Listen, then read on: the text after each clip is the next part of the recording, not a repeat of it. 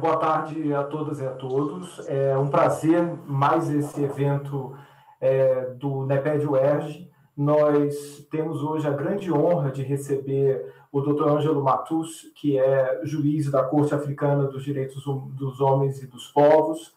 Eu gostaria, antes de dar início, de passar a palavra ao professor Luiz Januari, que é o nosso grande contato, né, que trouxe, de fato, o Dr. Matus para essa oportunidade hoje. Eu gostaria de compartilhar com todas e todos que nos acompanham nessa tarde a nossa grande honra do NEPED, recebendo uma autoridade, e uma autoridade que pode nos trazer uma série de informações a respeito da proteção dos direitos humanos no continente africano, que é algo que é estudado no Brasil de uma forma muito superficial, extremamente superficial. Esse nosso eurocentrismo, a visão que a América Latina sempre tem, olhando para a metrópole, para a Europa, buscando fontes e usar a Europa como sua única fonte exclusiva, muitas vezes, para formar, não é, as suas concepções, os seus conceitos teóricos a respeito da proteção dos direitos humanos. Então, essa é uma oportunidade que é uma oportunidade inigualável que nós estamos tendo no NEPED, nessa transmissão, que é uma transmissão que é feita também no ambiente virtual de aprendizagem da Universidade do Estado do Rio de Janeiro. Eu quero, doutor Matus, já vou passar a palavra para Vossa Excelência e também para o Luiz Januário, que vai fazer a apresentação do senhor. Eu gostaria só para que o senhor também conhecesse um pouco do NEPED, das pessoas que estão nos assistindo conheçam o NEPED. Nós somos um núcleo de estudos de pesquisa em Direito Internacional da Universidade do Estado do Rio de Janeiro. É um projeto de extensão que já existe há quase 20 anos, e hoje nós temos 30 pesquisadores engajados no NEPED em 4 eixos de pesquisa. Nós temos o eixo de pesquisa em Direito Internacional Privado, o eixo de pesquisa em Direito Internacional e Política, o eixo de pesquisa em Direito Internacional e Meio Ambiente e o eixo de pesquisa em Direitos Humanos. E justamente os professores, estudantes engajados no eixo de pesquisa de direitos humanos, do qual o Luiz Januário é parte, se engajaram e conseguiram promover essa nossa tarde, essa nossa conversa com o Dr. Matus. Antes de passar a palavra para o Luiz Januário, eu queria passar a palavra para a professora Ana Paula Salles, que é coordenadora adjunta do NEPED, para que ela possa, de fato... Ana Paula, você pode fazer a passagem da palavra para o Luiz Januário, para que, sem mais delongas, nós já possamos ouvir a grande estrela dessa nossa tarde, que é o Dr. Ângelo Matus. Boa tarde a todos. Primeiramente, gostaria de agradecer imensamente a participação de todos os presentes.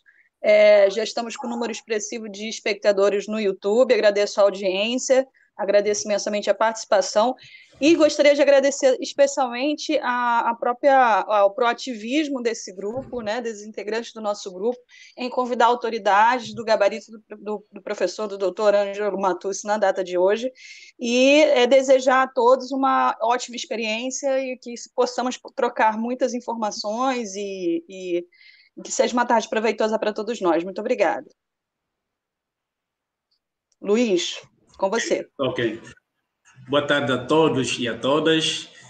Com bastante satisfação que nós agradecemos a disponibilidade do professor Matus em poder participar deste evento, como os professores que me antecederam já falaram, mas é importante dizer que também é uma grande satisfação, não só para o NEPED, mas também para mim, na qualidade de ser angolano, na qualidade de ser do continente africano, poder ter uma autoridade, alguém que, de fato, lida diretamente com a Corte Africana de Direitos Humanos e dos Povos, mas também alguém que, de fato, pesquisa sobre assuntos voltados ao direito humanos. Bom, na verdade, eu queria mais uma vez agradecer a todos e dizer que este evento tem como tema, como o professor Rafael já falou, um estudo sobre o sistema africano de proteção dos direitos do homem e dos povos e teremos um foco sobre a proteção dos grupos vulneráveis. Bom, é importante dizer que essa é uma temática bastante interessante e não vou querer aqui me estender bastante e já vou aproveitar para poder introduzir o professor Dr. Matussi, apresentando assim a sua, digamos, a sua bibliografia, alguns pontos interessantes de aqui fazer menção, e depois vou dar a palavra ao professor Matussi para que assim inicie, então, a sua palestra. Bom, o professor Dr. Ângelo Vasco Matussi, ele é juiz da Corte Africana de Direitos do Homem e do Povo. Ele é de Moçambique, que é um país africano. Acho que muitos já talvez não conheçam, mas Moçambique ele faz parte da África subsaariana. E o professor Matussi, ele é licenciado em Direito, ele tem 2 graus de mestrado, um em Direito Internacional Público pela Universidade Estadual de Baku e outro em Direito do Comércio Internacional. Ele é um professor conferencista, ele tem várias participações em seminários, não só no continente africano, principalmente na África subsaariana, mas como fora do continente.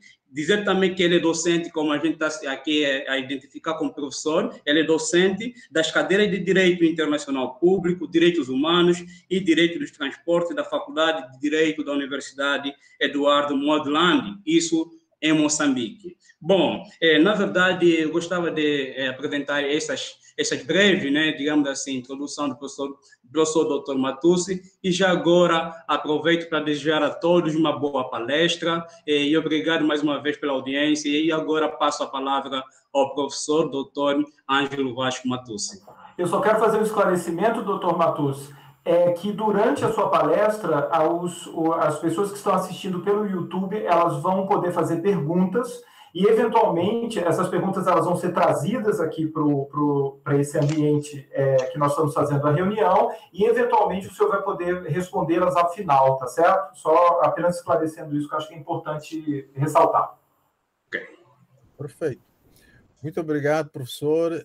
Queria também começar por agradecer ao NEPED, em primeiro lugar, mas em particular ao professor Rafael, a professora Ana Paula, ao professor Canjonjo e a todos, portanto, os membros do NEPED.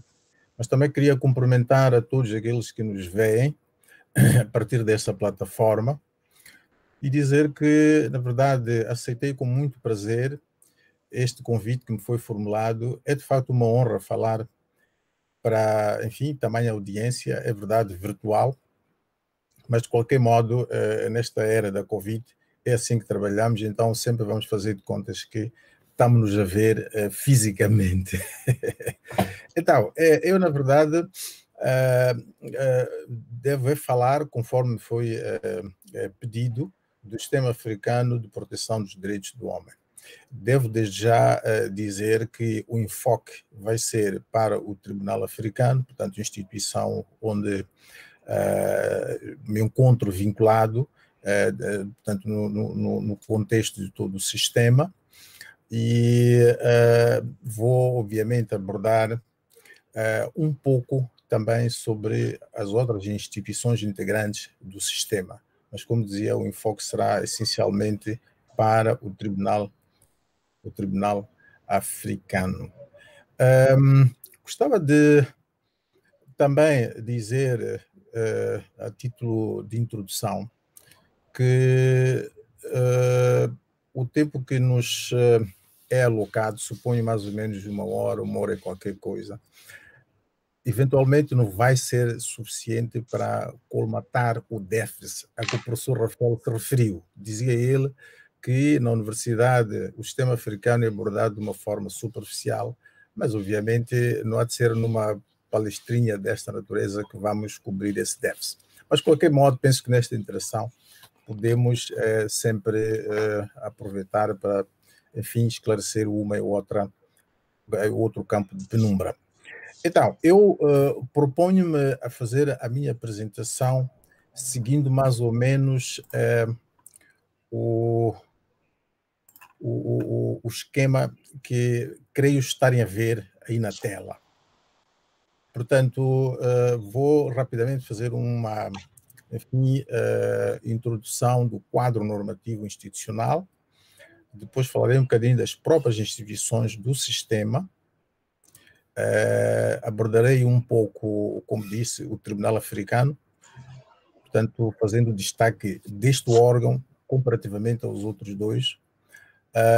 Depois vou falar de alguns casos práticos e, por fim, tecerei algumas considerações em jeito de fecho. Antes de ir propriamente para o primeiro ponto, gostava aqui de chamar a atenção para o fato de que o sistema africano é um dos três principais sistemas de proteção e defesa dos direitos humanos em todo o mundo. Portanto, ele integra o conjunto que também é constituído pelo sistema europeu, o sistema interamericano, sendo o sistema africano o mais recente, com pouco mais de 10 anos apenas.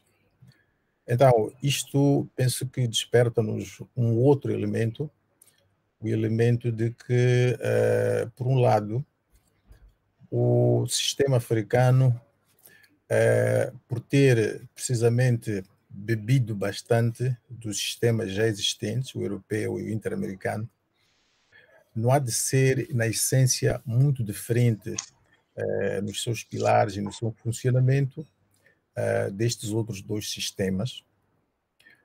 Mas, por outro lado, é preciso compreender que, por causa disso, o sistema africano praticamente espelha, em termos de funcionamento, o funcionamento dos outros dois sistemas, portanto, o sistema europeu e o sistema interamericano.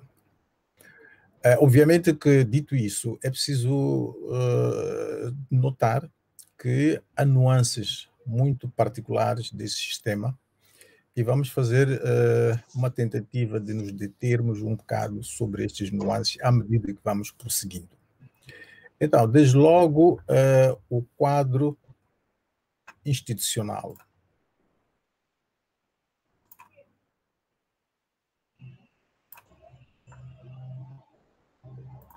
Então, o quadro institucional. Aqui o que pretendemos é, na verdade, dar uma imagem dos instrumentos que, desde os primórdios, foram sendo adotados ao nível do sistema, instrumentos nos quais depois assenta o próprio sistema de defesa e proteção dos direitos humanos. Desde logo temos a Carta da Organização da Unidade Africana, que foi adotada no longínquo ano de 1963. Esta é, na verdade, a fundação de todo o sistema. É justamente na base desta Carta da Organização da Unidade Africana, hoje União Africana, que todos os instrumentos nos quais assenta o sistema depois vieram a ser adotados. Do ponto de vista de direitos humanos, entanto que tais, não tinha assim um enfoque muito incisivo. Referia-se, porém, a valores como, por exemplo, a liberdade, a dignidade humana, a justiça, e até fazer referência, de certo modo, à Declaração Universal dos Direitos do Homem. Então, o outro instrumento que é fundamental, que foi adotado ainda na vigência da Organização da Unidade Africana, é a própria Carta Africana dos Direitos do Homem e dos Povos. Portanto, que foi adotada em 27 de julho de 1981. Portanto, entrou em vigor esta carta em 21 de outubro de 1986 e esta carta, como dizíamos há bocado, ela, na verdade, veio quebrar um silêncio ao nível do continente africano sob o ponto de vista de defesa e proteção dos direitos do homem. A Carta Africana é, na verdade, um menu muito exaustivo daquilo que são os direitos do homem no continente africano.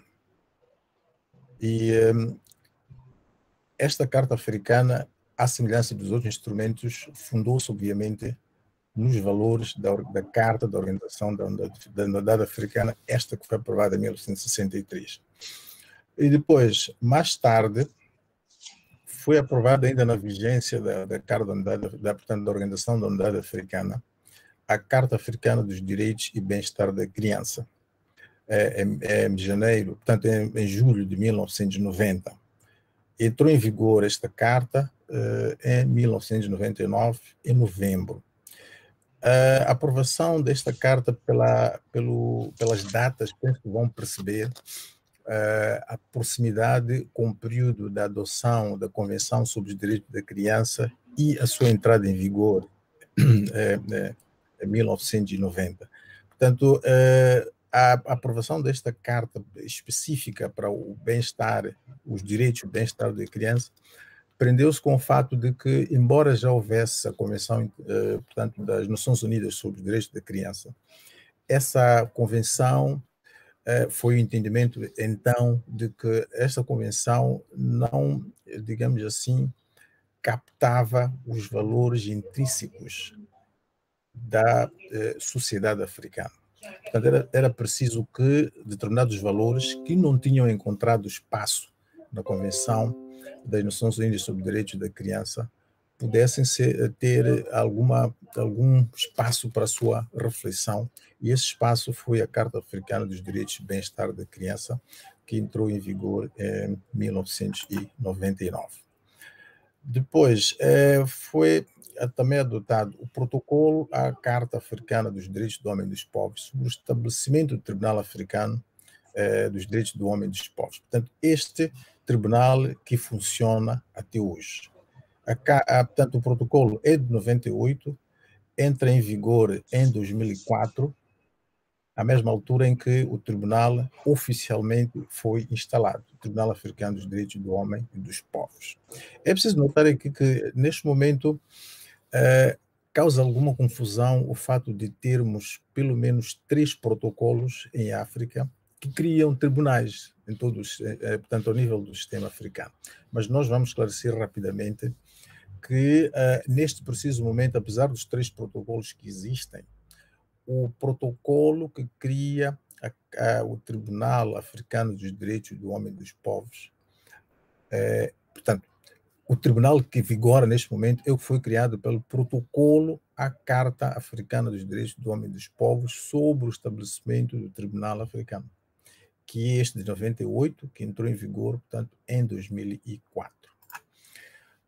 Ainda no contexto quadro normativo, o ano de 2000 foi conhecido pelas profundas mudanças e alterações no contexto da Organização da União Africana. Neste ano, houve um entendimento de que a Organização da Unidade Africana devia ser transformada em uma União Africana. Obviamente, há todo um conjunto de argumentos políticos que ditaram a transformação da organização em União Africana, que se calhar não teremos muito tempo para abordá-los aqui, mas há aqui uma coisa importante que é preciso notar, que é a continuidade da organização. E este ato constitutivo da União Africana, de forma mais decisiva, veio fazer menção a valores relativos aos direitos inerentes ao homem e a necessidade do respeito pelos princípios emanados na Declaração Universal dos Direitos do Homem. Foi na vigência já da União Africana que foi aprovado um outro protocolo, o protocolo sobre o Tribunal Africano de Justiça. Talvez refira aqui que o Tribunal Africano de Justiça é um dos órgãos da União Africana. Portanto, quando é transformada a Organização da Unidade Africana em União Africana, previu-se como um dos órgãos o Tribunal Africano de Justiça.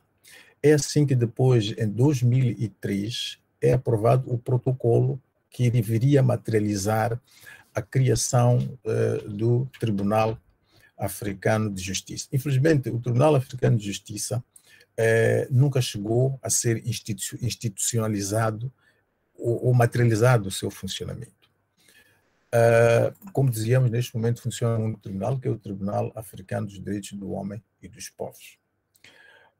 O outro instrumento de grande relevância é o protocolo sobre o Estatuto do Tribunal Africano de Justiça e Direitos Humanos. Se forem reparar, este já é de Justiça e Direitos Humanos porque previa como que uma cisão dos dois tribunais, o tribunal já existente, já constituído, e o tribunal previsto no protocolo, melhor, no ato constitutivo da União Africana, ora criado pelo protocolo sobre o Tribunal Africano de Justiça. Este protocolo também nos chegou a entrar em vigor, daí que até hoje não tenhamos no sistema africano qualquer tribunal que seja de justiça e ao mesmo tempo de direitos humanos. Há um outro protocolo, o terceiro, que é o protocolo sobre a emenda do protocolo sobre o Estatuto do Tribunal Africano de Justiça, que veio alargar a jurisdição do tribunal, ou pelo menos pretendia alargar a jurisdição do Tribunal de Justiça e Direitos Humanos também para questões criminais.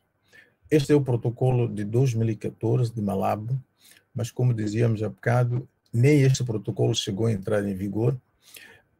Em suma, o tribunal que funciona neste momento é o tribunal a que nos referimos antes, que é o Tribunal, portanto, Africano dos Direitos do Homem e dos Povos.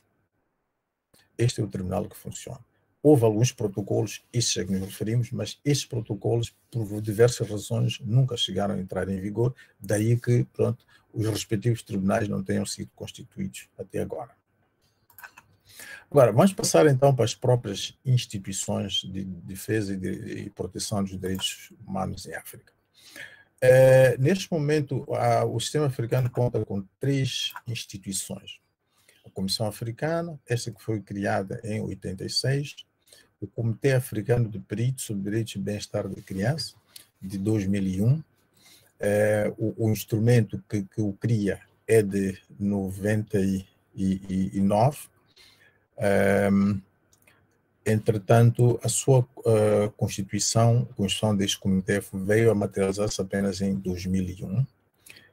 E, por fim, o próprio Tribunal Africano dos Direitos do Homem e dos Povos, que, como já tínhamos visto, é de 98, e entrou em vigor, portanto, a Carta em 2004, a altura em que o próprio tribunal foi formalmente institucionalizado oficialmente. Então, penso que fica claro aqui que do sistema de normas, ou pelo menos de instrumentos a que nos referimos já anteriormente, emergiram estas instituições, as 3 instituições, a Comissão Africana, o Comitê Africano de Peritos e o Tribunal, constituindo assim, portanto, o Sistema Africano de Proteção dos Direitos do Homem. Naturalmente que entre si estas instituições articulam, e vejamos agora a seguir qual é a base da articulação entre estas instituições. O que preside a relação entre estes órgãos é o princípio da complementaridade. Complementaridade no sentido de que um complementa o outro, ou complementam uns aos outros. A complementaridade é expressa no que diz respeito ao Tribunal para com a Comissão Africana, por ela constar do próprio protocolo que cria o Tribunal e constar do artigo 5º do próprio protocolo. Portanto, na sua criação, o Tribunal Africano já foi criado precisamente para complementar a atividade ou a função promotora e protetora dos direitos humanos da Comissão Africana. Então, já quando o Tribunal Africano é constituído, já foi constituído com, entre outras, esta missão de complementar a atividade da Comissão Africana. Um dos grandes motivos da criação do tribunal foi, enfim, reforçar a capacidade de resposta da comissão, porque, como sabemos, a comissão simplesmente emite recomendações aos Estados prevaricadores. Já o Tribunal Africano, com o seu, digamos assim, mandato de poder tomar decisões vinculativas para as partes, por via disso, entendeu-se que reforçaria melhor a tarefa e o papel da Comissão Africana. Em relação ao Comitê Africano de Peritos, a complementaridade em relação ao tribunal é implícita. Implícita porque, pelo surgimento deste órgão, fica claro que ele emerge num momento muito posterior ao da criação do tribunal. Então, quando foi criado o tribunal, o Comitê Africano de Peritos não existia. Assim, o tribunal prevê a complementaridade em relação à comissão, porque era um órgão que havia nessa altura, mas não tanto em relação ao Comitê Africano de Peritos, porque nessa altura o Comitê de Peritos não existia. Entretanto, para além da interpretação dos instrumentos, o próprio Comitê Africano de Peritos já solicitou um parceiro consultivo do Tribunal Africano, no qual o Tribunal foi claro no sentido de que o Comitê de Peritos, tal como a Comissão Africana, tinha locus standi diante do Tribunal Africano, coisa que não se encontra prevista expressamente no protocolo que cria o Tribunal Africano. Daí, consagrando-se esta complementaridade implícita entre o Tribunal Africano e o Comitê Africano de Peritos. Portanto, os três órgãos funcionam como que interligados. A Comissão Africana pode apresentar petições ao Tribunal, o Tribunal, por seu turno, pode remeter petições à Comissão Africana, e aqui é preciso notar que as petições que o Tribunal Africano remete para a Comissão Africana serão aquelas petições em que o Tribunal Africano, relativamente às quais o Tribunal Africano não tem a jurisdição. Porque se o Tribunal foi criado para reforçar o mandato da Comissão, não faria sentido que o Tribunal remetesse para a Comissão aquelas petições relativamente às quais ele próprio já tem jurisdição. Portanto, já houve casos muito raros, mas há em que o Tribunal efetivamente remeteu casos porque entendeu que não tinha competência, mas que a Comissão Africana tinha competência. E, por sua vez, o Comitê Africano de Peritos, bom, o exemplo mais típico é este de, por via de um pedido de parecer consultivo, o Comitê de Peritos ter se aproximado ao Tribunal Africano. Mas, obviamente, que para além destes exemplos muito concretos, no dia a dia do seu funcionamento, os órgãos interagem, porque, afinal de contas, são todos eles partes do mesmo sistema. Então, vamos para o Tribunal Africano. Como disse, o enfoque seria o Tribunal Africano, e repito aqui que o funcionamento do Tribunal Africano, na essência, não há de ser muito diferente de como funciona o Tribunal Interamericano, a Corte Interamericana, neste caso. É verdade, tem nuances próprias, e é desses que vamos aqui, em detalhe, falamos. Primeiro, bom, funciona com 11 juízes, com mandato de 6 anos renováveis uma vez, devem ser nacionais de Estados-membros da União Africana. É verdade que aqui tem que sempre observar a representatividade geográfica, e nos últimos tempos tem sido muito rigorosa a União também na necessidade do equilíbrio de género na representação, portanto, de juízes no tribunal. Portanto, os juízes são eleitos na sua capacidade individual, e há todos os requisitos, há todo um conjunto de requisitos, como o dever de compatibilidade com, portanto, de compatibilidade com funções políticas, diplomáticas ou administrativas. Ou seja, nenhum juiz poderá ser nomeado para desempenhar as funções de juiz se estiver na sua situação de incompatibilidade com funções políticas, diplomáticas ou administrativas. Desculpa. Há também o requisito do reconhecido mérito, competência prática, judicial ou acadêmica, bem como a experiência na área de direitos humanos.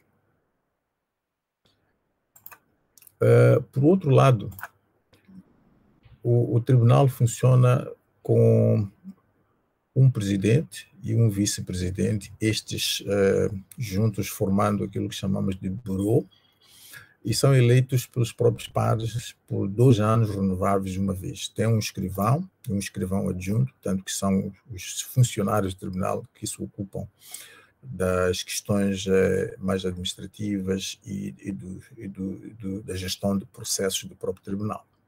A sede do tribunal está em Arusha. Funcionamos em 4 sessões ordinárias, podendo sempre realizar sessões extraordinárias. O quórum é de 7 juízes e funcionamos em 4 línguas, portanto, o árabe, inglês, francês, o português. Relativamente ao processo, o processo no Tribunal Africano rege-se pelas regras do processo, que é o regulamento interno, temos as práticas judiciais internas e as diretivas e instruções ao cartório. Estas são emanadas do próprio tribunal. Relativamente ao acesso ao tribunal, o protocolo à Carta Africana, que cria o Tribunal Africano, enumera, portanto, as pessoas e entidades que têm acesso ao Tribunal Africano, desde logo a própria Comissão Africana, depois os Estados-partes ao protocolo, as organizações intergovernamentais africanas, a titularidade de indivíduos e organizações não governamentais, estes que podem ter acesso ao tribunal à luz do artigo 34, número 6 do protocolo. O artigo 34, número 6 do protocolo prevê que o Estado pode, a qualquer momento, depositar uma declaração em que reconheça, portanto, a entrada ou a recepção pelo tribunal de queixas por parte de indivíduos e organizações não governamentais. E as organizações não governamentais têm que ser representadas junto à Comissão Africana dos Direitos do Homem e dos Povos. Portanto, é uma situação particular, sendo que a situação padrão é de a Comissão Africana, os Estados-partes ao protocolo, as organizações intergovernamentais africanas poderem ter acesso direto ao tribunal. Agora, os indivíduos e as organizações não governamentais só têm acesso quando o Estado contra o qual alguém pretende apresentar uma queixa tenha feito ou depositado esta declaração prevista no artigo 34, número 6 do protocolo. Reparem que entre estas instituições não consta o Comitê Africano de Peritos. Há pouco tempo dizíamos que, na altura em que foi aprovado o protocolo à Carta Africana sobre a criação do Tribunal Africano, o Comitê de Peritos ainda não existia. Então, a questão que surgiu a dado momento, depois da constituição do Comitê de Peritos, foi de se o Comitê de Peritos, à semelhança, por exemplo, da Comissão Africana, poderia também ter acesso ao tribunal.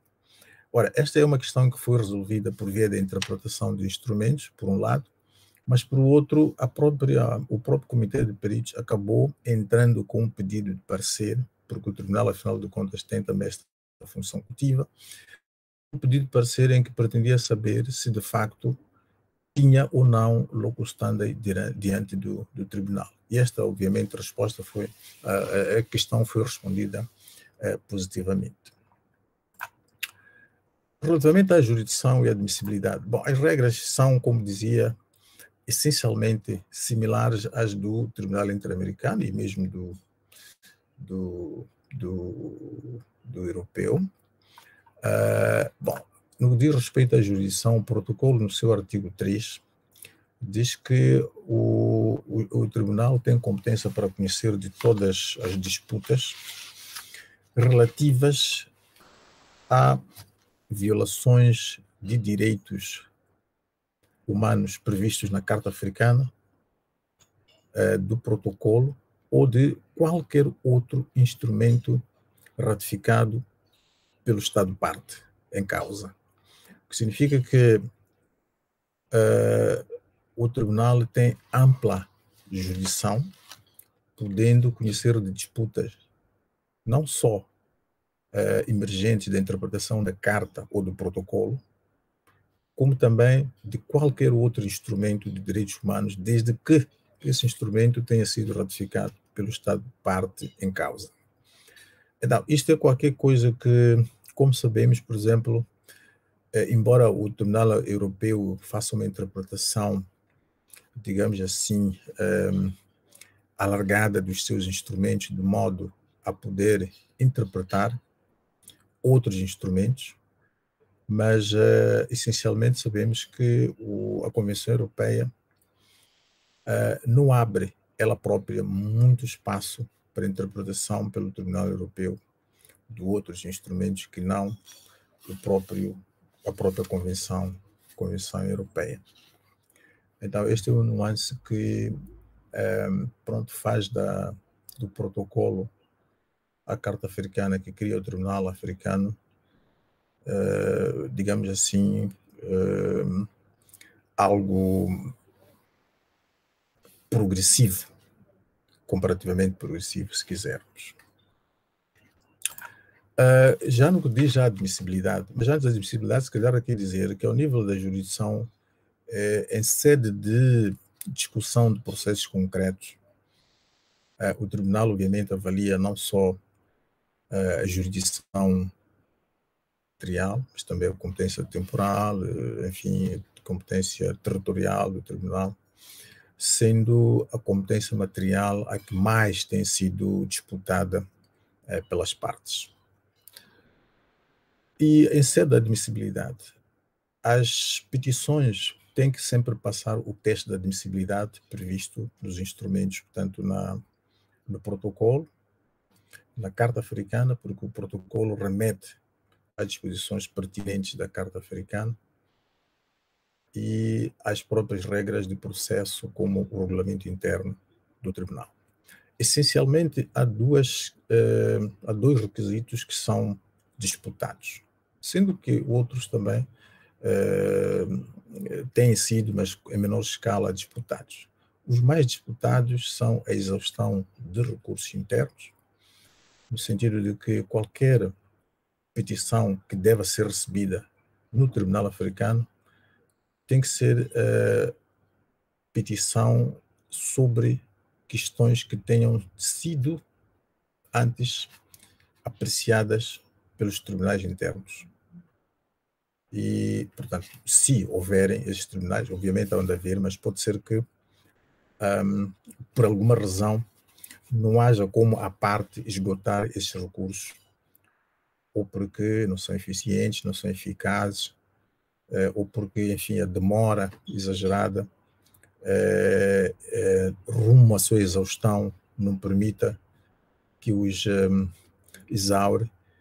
Então, há este requisito de exaustão que penso que é um requisito universal, se considerarmos que quer no sistema europeu, quer no sistema interamericano também existe.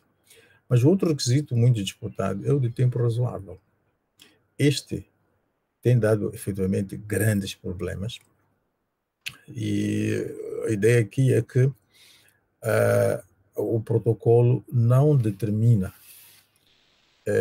com rigor em quanto tempo uma parte pode, digamos, aceder ao Tribunal Africano depois da ocorrência da violação ou da alegada violação de direitos humanos. O protocolo simplesmente fala de tempo razoável. deixando, obviamente, para o tribunal uma latitude para interpretar caso por caso se o tempo que medeia entre a violação até a introdução da petição pode ser considerado ou não razoável. Então, como podem calcular, a determinação da razoabilidade do tempo tem sido um elemento extremamente discutido e, bom, a jurisprudência do Tribunal Africano é elucidativa deste elemento. Relativamente aos procedimentos especiais, há procedimentos que, pela natureza, transpõem aqueles procedimentos que são habituais, que são, por exemplo, as medidas provisórias, a Carta Africana, o protocolo à Carta Africana que criou o Tribunal estabelece no artigo, creio que é 27, que, havendo circunstâncias de extrema gravidade, perigo, etc., o Tribunal pode adotar medidas provisórias. E aqui é curioso que as medidas provisórias, por interpretação da disposição pertinente, podem ser decretadas a pedido de uma das partes, ou seja, por iniciativa do próprio tribunal, que, por entender que haja uma situação de gravidade, decida adotar medidas provisórias. O Tribunal Africano já adotou medidas provisórias em vários casos, mas o destaque vai para as medidas provisórias adotadas nos casos, ou melhor, em alguns casos contra a Tanzânia. O Tribunal decretou medidas provisórias relativamente a petições que tinham a ver com a aplicação da pena de morte, que curiosamente continua em vigor na Tanzânia. Então, para acautelar que elas fossem executadas, mesmo antes de as suas petições serem apreciadas, houve necessidade do tribunal provisórias naqueles casos. O outro procedimento especial é a intervenção, no sentido de qualquer Estado que tenha interesse numa causa, ainda que não tenha sido diretamente visado, pode sempre requerer a intervenção. E, obviamente, há requisitos que estão previstos no próprio protocolo e nas regras de processo sobre como proceder à intervenção. Já tivemos alguns casos de intervenção, não muitos, mas queremos que funcione muito bem. O único sinal aqui é que a intervenção que está prevista no protocolo refere-se apenas à intervenção de Estados. E a questão que tem sido levantada é se que tem interesse, porque a decisão pode causar lesão aos seus direitos, poderia ou não também requerer a intervenção.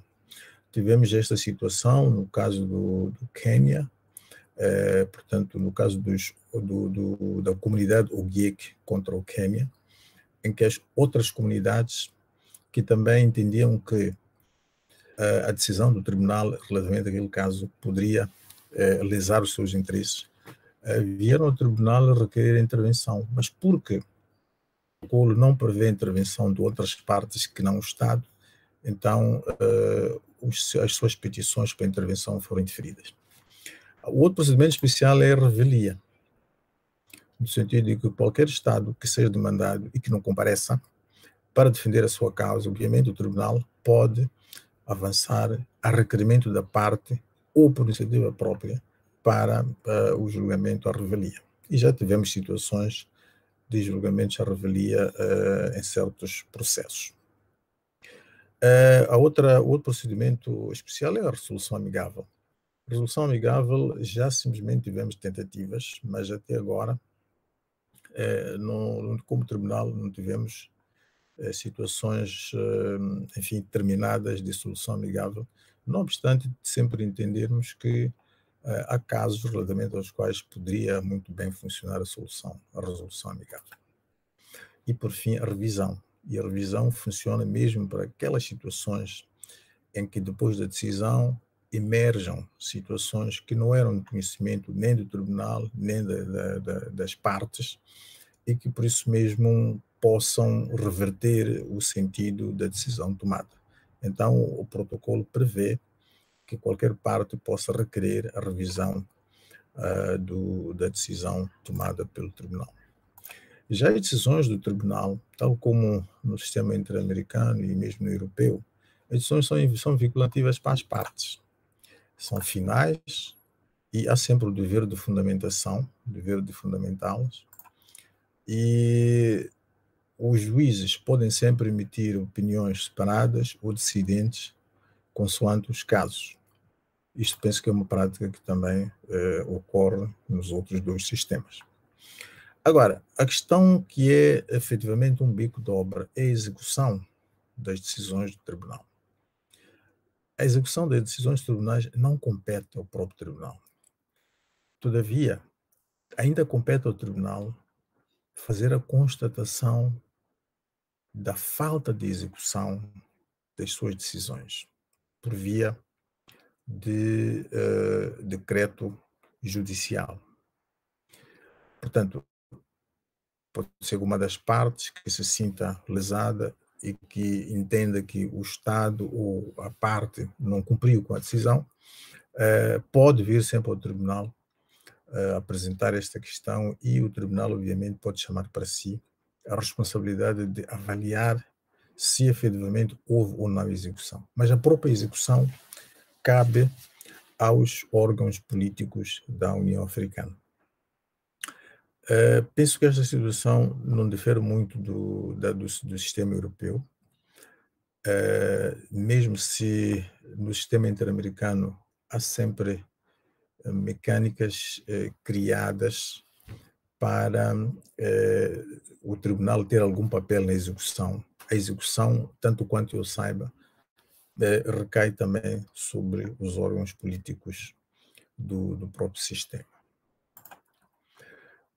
Os principais desafios. Penso que o grande desafio, ou melhor, um dos grandes desafios, prende-se com a ratificação do protocolo que cria o próprio tribunal. Neste momento, dos 54 Estados que constituem todo o continente, apenas 29 é que ratificaram o protocolo. Então, isto em si já é um grande problema, porque o tribunal só está aberto para os Estados, obviamente, que ratificaram o protocolo. E agrava ainda a situação quando desses 29, apenas 9 é que depositaram a declaração à luz do artigo 34, número 6. Lembra-se que o artigo 34, número 6 é aquela disposição que abre a possibilidade dos Estados abrirem caminho para os cidadãos poderem ter acesso direto ao tribunal. Então, somente os 9 Estados. Mais grave ainda é que desses 9 Estados, 4 retiraram a sua declaração. Então, os Estados estão aqui a vermelho, designadamente o Benin, a Tanzânia, o Ruanda, a Costa do Marfim, em tempos diferentes, entenderam que deviam se retirar, ou pelo menos retirar a declaração depositada relativamente à permissão de que indivíduos possam demandar-lhes. Então, isto é uma situação um bocado complicada porque limita, digamos assim, o âmbito de atuação do tribunal, ou seja, limita o acesso dos cidadãos em África de acederem diretamente ao tribunal.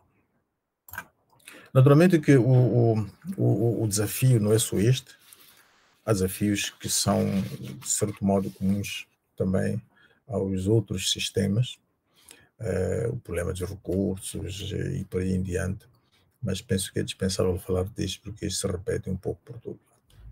Agora,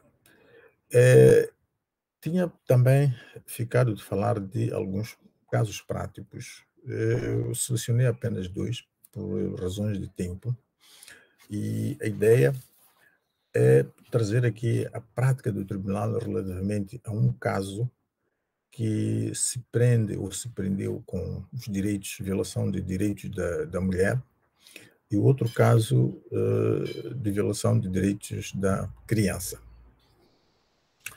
Vou primeiro debruçar-me sobre o da violação dos direitos da criança. Este caso foi do conhecimento do Comitê Africano de Peritos, o tal comitê que, sendo parte do sistema, foi criado à luz da Carta Africana dos Direitos e Bem-Estar da Criança. E este caso envolve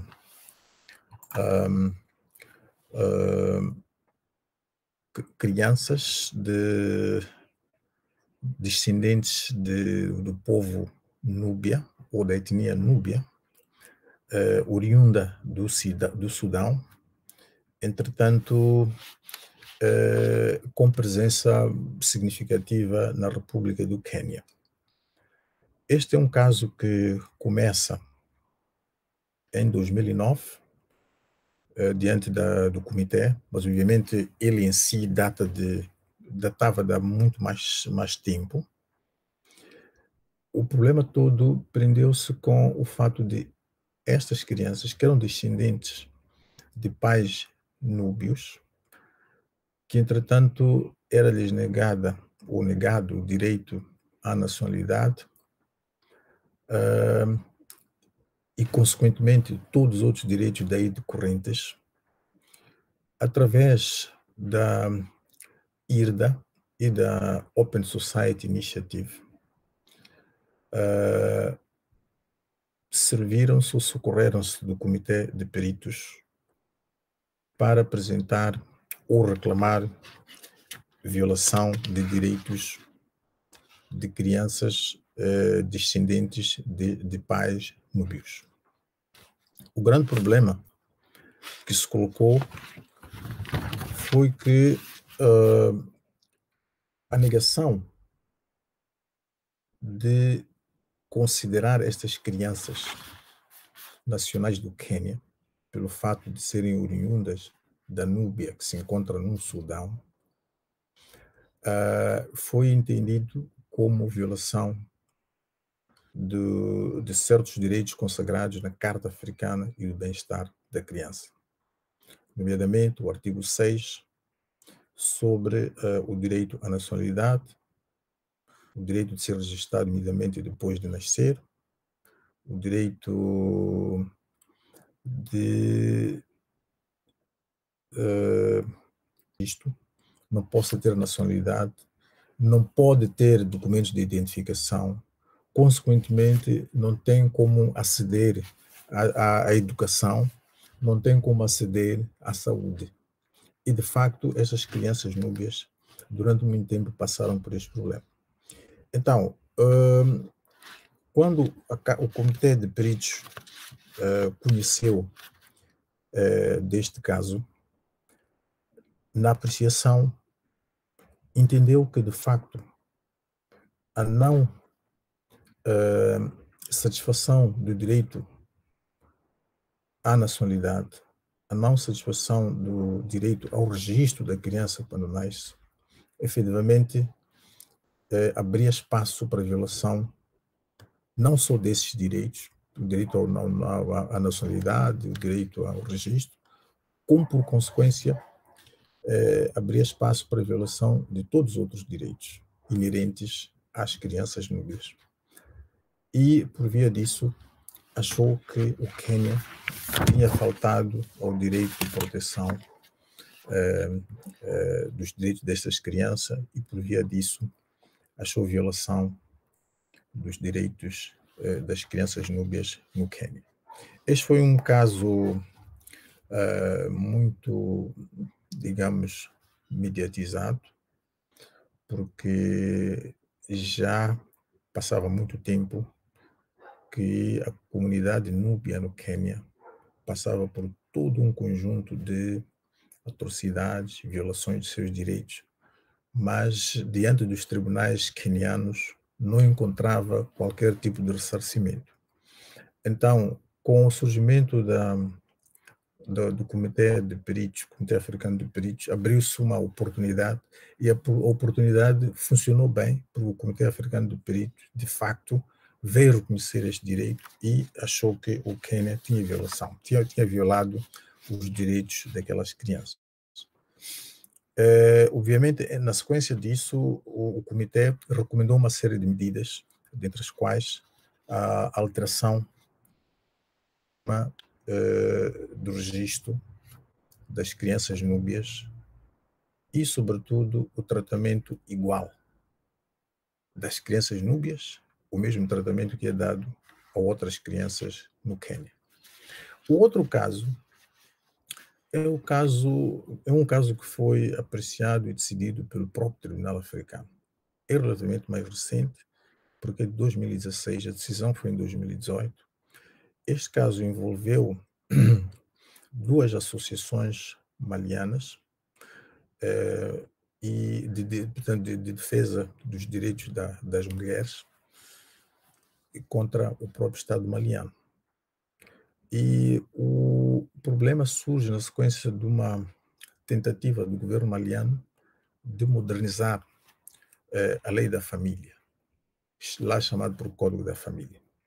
Efetivamente, na sequência disso, foi aprovada uma lei em 1998, em 2008, lei essa que, quando foi para a sua implementação, suscitou uma revolta popular.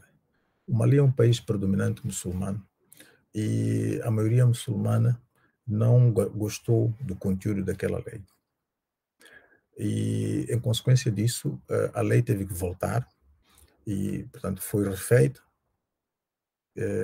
E quando foi aprovada, as duas organizações e outras, mas pelo menos essas duas é que deram a cara, entenderam que a lei, ora aprovada, que alterou aquela primeira, em si violava padrões internacionais assumidos pelo Estado maliano.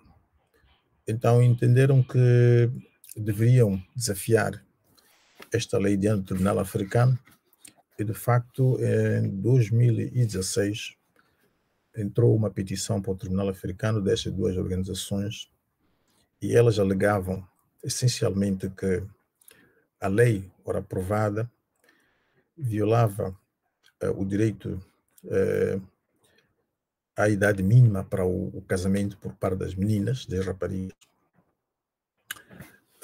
Portanto, o direito é esse que está previsto nos artigos 6, portanto, 6, 1 e 21, portanto, artigo 6, digo, do Protocolo de Maputo e 21 da Carta Africana dos Direitos de Bem-Estar da Criança, que a lei violava igualmente o direito ao consentimento para o casamento, pelo fato de a lei, ora aprovada, permitir que ministros religiosos pudessem celebrar casamentos, entretanto, sem que devessem obter o consentimento, sobretudo das meninas. Mais grave ainda é que ministros religiosos podiam celebrar casamentos sem sequer a presença das próprias meninas, desde que o pai fosse lá e dissesse que, olha, sim, a menina consente para o casamento. E então, isto tudo fez com que, no entender daquelas organizações, o Mali devesse, enfim, alterar a legislação por forma a adequá-la aos padrões internacionais. Neste caso concreto do direito ao consentimento para casamento, foi referido como tendo sido violado o artigo 6 do Protocolo de Maputo, os artigos 16 da Convenção para a Eliminação das Formas de Discriminação contra a Mulher. A outra violação foi do direito à herança, porque esta lei, aprovada, na verdade, era supletiva relativamente às práticas tradicionais correntes no Mali. Então, ela só se aplicava se a família ou pelos hábitos e costumes, a questão da herança por morte de algum progenitor não ficasse ou não tivesse sido acautelada. Então, só nessas circunstâncias é que a lei entrava em aplicação. Mas, por outro lado, na herança, a mulher sempre só teria direito portanto, a metade daquilo que poderia ter o homem se ela morresse. Portanto, a mulher sempre tinha uma metade da porção a que o homem teria direito nas mesmas circunstâncias. Então, havia aqui um conjunto de elementos discriminatórios e havia aqui também um problema sério de práticas tradicionais prejudiciais à saúde das meninas. Então, essa lei foi desafiada. E, de facto, o Tribunal Africano, em 2018, alguma discussão, algumas deliberações, entendeu que o Mali tinha estado, por via da aprovação dessa lei, violado direitos fundamentais das mulheres, em particular das meninas do Mali.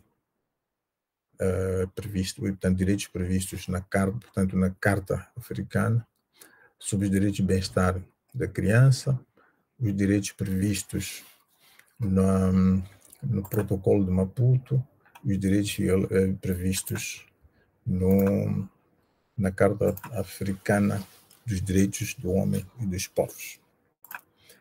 Então, os dois casos práticos a que eu me propus partilhar são estes, e agora gostava de caminhar para o fim, fazendo aqui umas considerações finais, no sentido de que, salvo em relação a um e outro aspecto, como já tinha dito no início, o Sistema Africano de Proteção de Direitos Humanos não difere muito do sistema interamericano, do sistema europeu. Aqui, se calhar, realçar que, relativamente ao acesso, vimos há bocado atrás, no sistema interamericano, tanto quanto sabemos, o acesso é pelos Estados ou pela Comissão, sendo os indivíduos excluídos. E obviamente, aqui no sistema africano, os indivíduos são admitidos mediante circunstâncias muito especiais, nos termos do artigo 34, número 6 do protocolo. O sistema americano, já os indivíduos. O outro elemento que aqui deveria merecer realce é que parte significativa dos desafios que o sistema africano enfrenta hoje são igualmente enfrentados ou foram enfrentados pelo sistema interamericano e até pelo europeu. Há um desafio que permanece e é comum, o desafio relativo à implementação das decisões dos tribunais. Curiosamente, até o Tribunal Europeu, que é muito mais antigo, tem problemas sérios da implementação das suas decisões. Os Estados são soberanos, é muito difícil, temos que reconhecer, obrigar um Estado a implementar uma decisão de um órgão supranacional. Não obstante tais desafios, o sistema africano, tal como o interamericano, tem se esmerado para dar o seu melhor na materialização da sua missão na implantação de uma cultura de direitos humanos em África. Portanto, dito isto, dou por terminada a minha apresentação, que espero ter sido do vosso agrado, e peço imensas desculpas se tiver alongado um pouquinho mais, mas esta coisa de apresentar em plataformas como estas, a interação não tem sido muito, digamos assim, viva como poderia ser se estivéssemos numa situação de contacto ou presença física. Muito obrigado. Dr. Matussi, eu quero agradecer a sua apresentação muito clara, muito objetiva, muito didática, e eu quero dizer para o senhor que o senhor está um pouco enganado, porque nós batemos todos os recordes de audiência dos nossos eventos. O senhor chegou a ter 150 acessos simultâneos, quase 150 acessos simultâneos na live que está sendo transmitida no YouTube. Ou seja, o senhor estava falando para a tela do computador, mas um número enorme de pessoas estava assistindo e interagindo, e nós estamos agora com um problema. Nós recebemos um número tão grande de perguntas, que nós vamos ter que selecionar algumas perguntas para fazer para o senhor, pelo grande número assim, que recebemos. E aí, para isso, eu quero agradecer. Não sei se a Ana Paula também quer falar alguma coisa, porque foi realmente extraordinário. Assim. Eu só gostaria mesmo de agradecer. Foi uma excelente exposição do sistema africano. Todos nós adquirimos conhecimentos muito valiosos na tarde de hoje. Agradecemos imensamente a disponibilidade, a generosidade e a forma didática e clara que o senhor apresentou o sistema africano. A gente pode notar muitas semelhanças, de fato, com o nosso sistema, algumas diferenças.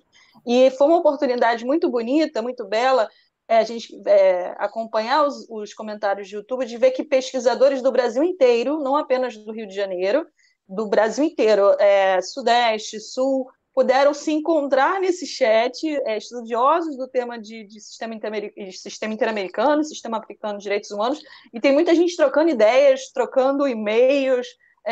Foi uma forma de congregação de pesquisadores entusiastas do tema. Foi uma experiência muito, muito interessante. Muito obrigada.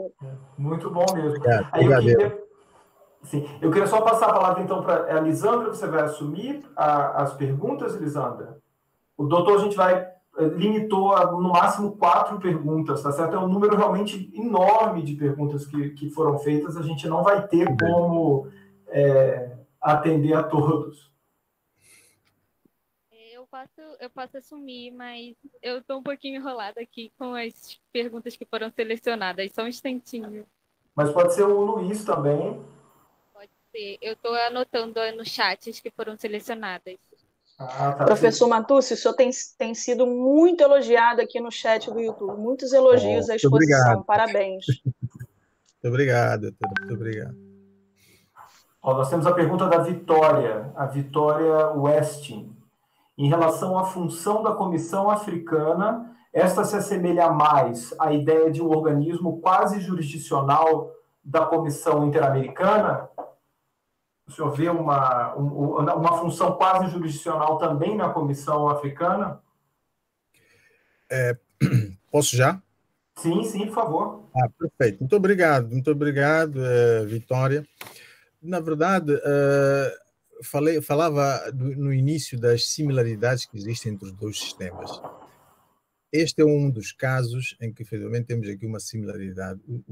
A Comissão Africana dos Direitos do Homem e dos Povos é, efetivamente, um órgão quase jurisdicional. A Comissão Africana, o que não faz, diferente do Tribunal, digamos, tomar decisões que sejam vinculativas para os Estados. A Comissão, no fim da apreciação de uma certa, disputa ou de um litígio, o que faz são recomendações que são levadas à Cimeira do Chefe de Estado, por forma que, por seu turno, os chefes de Estado possam, ver o que é que podem fazer com as violações que foram encontradas. Mas, no resto, a Comissão faz mais ou menos o mesmo trabalho que o Tribunal. Obrigado. Professor Rafael, posso fazer uma pergunta? Professor Matucci, tem uma pergunta aqui da Giovanni Padovan Ferreira. Ela pergunta qual a principal contribuição que o senhor acredita que o sistema africano pode dar para outros sistemas. Por exemplo, o sistema interamericano é conhecido pelo alcance de suas reparações. Perfeito. Olha, é uma pergunta interessante, porque temas não só interagem na teoria, por serem todos sistemas de proteção de direitos humanos, como nos últimos tempos já interagem mesmo na prática. Precisamente porque entenderam que havia sempre contributo um para com o outro. Portanto, o sistema africano, apesar de ser relativamente mais recente, entendeu-se na Europa e na América que ele tinha alguma coisa, portanto, a contribuir para a melhoria dos outros dois sistemas. E assim, portanto, por aí em diante. Qualquer um tinha sempre alguma coisa a contribuir para um outro. Quando fala do caso concreto das reparações, aqui pode ser um bocado difícil encontrar um exemplo muito concreto, mas eu pegaria o aspecto particular da jurisprudência que, por exemplo, o sistema africano tem usado, em particular o Tribunal Africano. Portanto, no arbitramento das reparações às partes, o Tribunal Africano tem socorrido bastante da jurisprudência dos outros tribunais. O Tribunal Europeu, o Tribunal Interamericano. Então, não tem ainda sido visto na prática, por exemplo, o Tribunal Europeu ou o Tribunal Interamericano a fazer menção ou a citar uma decisão do Tribunal Africano, no caso particular das reparações, não porque não o devam fazer, mas creio que é o problema, se calhar, da juventude ainda deste tribunal. Então, em suma, para dizer que há uma interação bastante ativa, sobretudo nos últimos tempos, de tal sorte que até foi criado um fórum de diálogo dos três tribunais que se reúne bienalmente, portanto, uma vez por cada 2 anos. Obrigado.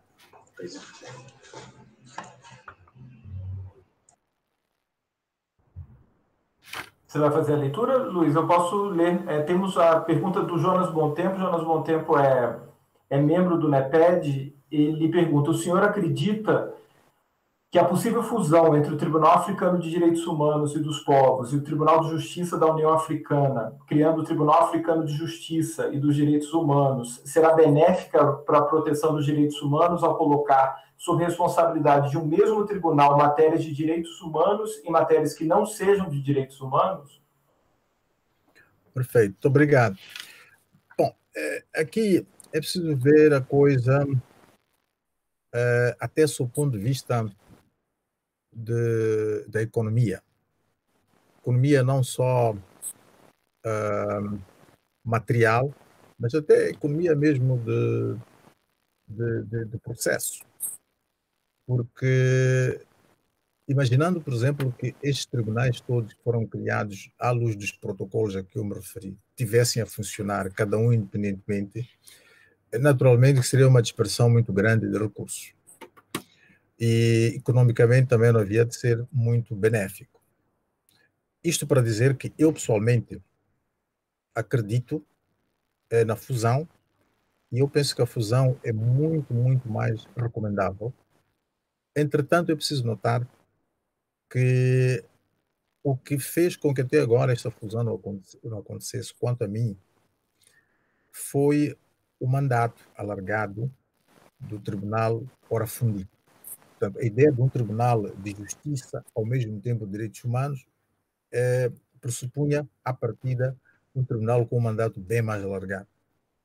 E o mandato alargado, comparativamente a um mandato restrito, por exemplo, de direitos humanos, consome muito mais recursos. E o continente africano, como todos sabemos, ainda tem muitos desafios a enfrentar, desafios de índole económico, social. Então, eventualmente, isto há de estar por detrás da dificuldade que os Estados-membros da União Africana têm de caminhar para a materialização da ideia da fusão dos tribunais. Agora, naturalmente, há um elemento aqui que é preciso não descurar quando trazemos a questão alargamento para atender também questões penais. Porque o alargamento para atender questões penais, de certa maneira, prendeu-se com o fato de os Estados africanos quererem, enfim, ter um espaço próprio internacionais em África. Entretanto, esta matéria de crimes internacionais em África não parece estar a colher consenso entre os diferentes Estados-membros. Isto para dizer que, para além da questão dos recursos, a questão da economia, há também aqui um problema mesmo até político, arriscaria dizer, que torna os países africanos relutantes em avançar para a efetiva criação de um único tribunal que também trate de matéria criminal. Obrigado. Perfeito, doutor Matus. Temos uma pergunta, são só mais duas, eu prometo que a gente não vai mais tomar o tempo do senhor tanto. Qual a opinião do senhor sobre a inatividade da competência consultiva da Corte Africana por um chamado formalismo pela doutrina, como bem como as barreiras às solicitações pelas ONGs? Pois, faz uma afirmação, né? Assim. Sim. Bom, muito obrigado. Inatividade, eu não diria que há efetiva inatividade, porque o Tribunal Africano efetivamente já emitiu alguns pareceres, né? Agora, é uma grande verdade que há um formalismo ali, se calhar, exacerbado, sobretudo em relação às ONGs, para terem acesso, porque o próprio instrumento que impõe ali restrições, por exemplo, de que a ONG tenha de ter estatuto do observador diante da União Africana. E, bom, aqui a questão é de como interpretar esta situação de ter estatuto. Porque há uns que interpretam, inclusive há quem já interpretou isto de ter estatuto do observador como se bastasse, por exemplo, ter estatuto do observador num dos órgãos da União Africana. Mas há uma interpretação um bocadinho mais restritiva de que o estatuto a que se refere o protocolo não é no sentido de ter esse estatuto junto de órgãos, mas sim dos órgãos centrais, junto dos órgãos autônomos, mas sim diante dos órgãos centrais da própria União Africana. Então, esta foi a interpretação que vingou e, obviamente, isto levou a que algumas organizações fossem afastadas ou, pelo menos, vissem as portas fechadas para poderem solicitar parecer diante do Tribunal Africano. Mas naquilo em que as organizações completem os requisitos, o Tribunal tem estado a emitir pareceres. Obrigado. Perfeito, doutor Matus. Uma última pergunta, de novo uma pergunta da Vitória. A Vitória ela enviou, eu acho que umas 6 ou 7 perguntas, e nós tivemos que selecionar só algumas. Ela pergunta, no caso da jurisdição, a competência do tribunal inclui tratados de direitos humanos internalizados pelos estados, mesmo que fora do contexto africano? Sim. Portanto, o artigo 3º, que é sobre a jurisdição do tribunal, mas também o artigo 7, sobre o direito que o tribunal aplica, são claros relativamente ao fato de que o tribunal pode interpretar não só a carta, que é um instrumento africano, o protocolo, como também todos os outros instrumentos ratificados, desde que tenham sido ratificados pelos estados em causa. Obrigado. Perfeito. Doutor Matus, eu só tenho a agradecer ao senhor. Realmente foi uma oportunidade única. Em nome do NEPED, nós somos muito felizes, muito honrados com o aceite, a sua disponibilidade. Todas as vezes que nós enviamos e-mails e fizemos aí o senhor lidar com uma plataforma que o senhor não estava acostumado, mas ocorreu tudo de uma forma perfeitamente, sem nenhum tipo de problema. Eu não sei se a Ana Paula e o Luiz querem ainda fazer alguma observação ou se... Somente agradecer mais uma vez e dizer que foi uma honra participar dessa atividade, que atingiu um número tão expressivo, teve participação até de Angola, né? Goiânia, Goianésia, Goiás, ou seja, Brasil inteiro. Isso foi uma grande honra. Muito obrigada. Um prazer foi meu, minha honra também ter participado neste debate. E só queria dizer que, olha, disponham sempre, estamos aqui dispostos para fazer este tipo de coisa, que é qualquer coisa que sempre gostamos de fazer. Muito obrigado. Professor, permitam-me dizer algo. Acho que não foi dito isso no início, mas o professor Dr. Matucci, na verdade, esse mês de julho terá a reunião para os novos juízes. Acho que é isso, e o professor Matucci, ele está aí, vamos torcer que ele possa ser reeleito, né, mais uma vez, para mais um mandato na Corte Africana de Direitos dos Homens e dos Povos. É isso aí, muito obrigado, professor. Muito obrigado. Obrigado. Perfeito. Doutor Matucci, eu quero agradecer. Então, nós vamos enviar ao senhor um certificado de participação. Nós tivemos os nossos eventos, claro, eles não são, nós não cobramos, somos uma universidade pública, e nós tivemos mais de 200 inscritos no seu evento. Então, realmente, o senhor trouxe uma oportunidade de formação complementar para os estudantes brasileiros, para os pesquisadores brasileiros, única. Quero agradecer de verdade, e já que o senhor se mostrou tão disponível, eu quero dizer que nós vamos pensar, sim, em outras atividades para desenvolvermos com o senhor, porque eu acho que isso é muito importante, esse diálogo entre o sistema interamericano de proteção dos direitos humanos e o sistema africano. Eu acho que nós precisamos dialogar mais, nós precisamos fazer uma ponte que não faça uso do sistema europeu como ponte. Nós podemos construir pontes muito claramente entre nós, e eu acho que esse intercâmbio de informações, essas oportunidades, elas são oportunidades muito construtivas, não é, e uma relação que nós temos. Nós somos estados que não temos barreiras linguísticas entre nós. Isso é algo que auxilia muito esse nosso contato, essa nossa interação, torna tudo muito mais fácil, né, em diversas instâncias. Muito obrigado mesmo, doutor Matucci. Obrigado. Boa noite. Boa tarde aí, não é? Boa noite, boa tarde. Boa noite a todos e a todas que estiveram aqui presentes. Pronto, tchau. Muito obrigado. Tchau, obrigado.